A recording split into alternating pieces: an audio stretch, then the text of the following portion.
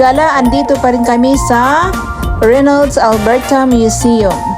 So, papunta po kami ng Aviation Museum. Sabahan niyo po kami at itutur ko po kayo sa loob ng museum. Tara, let's! Papasok na po tayo sa loob.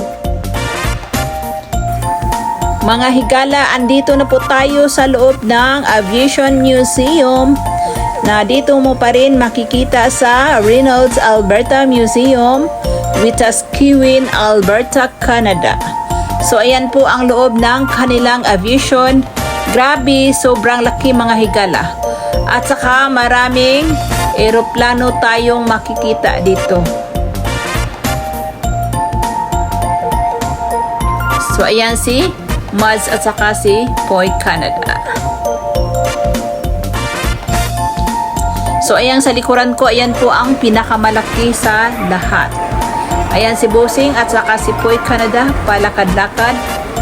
At si Mads ando naman busy sa kanyang mga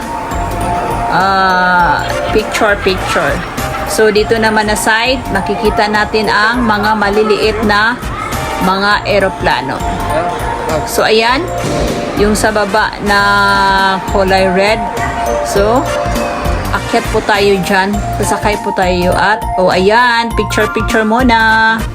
So ayan, ano na si Busing, picture. Okay, tuloy po tayo doon sa kabilang side. Tingnan natin kung ano pa ang makikita natin doon. So ito po yung kulay red. Isa pa ring Royal Mail. Ano? Royal Mail na airplane. So ayan, picture muna. Ayan si Mads, palakad-lakad.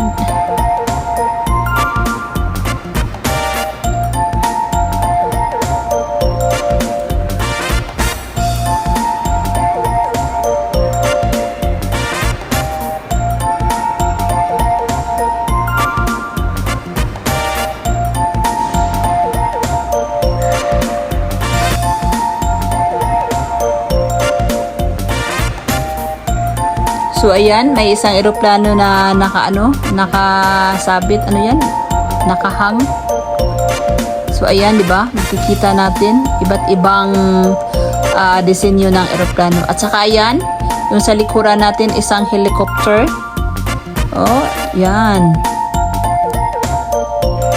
Ang ganda ng helicopter.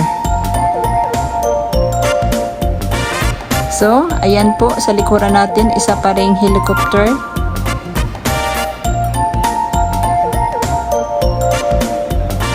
Saka ayan pa po ang isa. Okay, picture muna.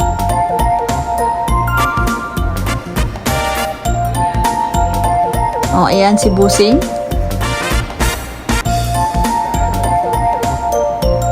Ang dami ring mga turista na bumibisita dito. So ayan. 1 2 3, 1 2 3. Okay. Dana po, Mads. Galingan mo naman, Pre-Poy, ang pagpicture ni Mads. So ayan, dito naman po tayo na side. Ibang design na naman na mga aeroplano, yung iba nakasabit pa. Ayan si Busing, busy rin sa kanyang video.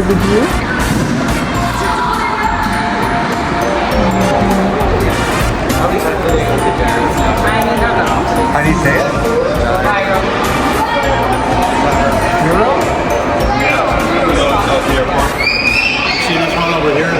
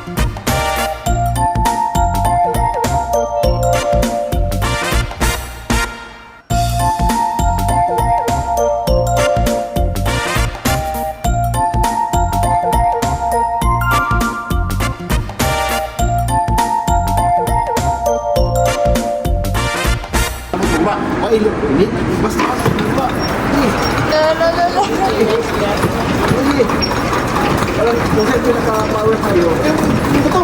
Ay, sa kaliwa na lang yung buto. Baka kayo na. Ay, ako na yun. Sige, dapat na live. Yan pang business. Ini, babang, abang ang card business doon. Ano yung... Ay, Alam mo na. Ha? Yun ang signal.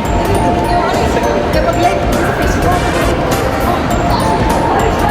Ano yung... Hindi na, kumana siya. Ay, ang buto.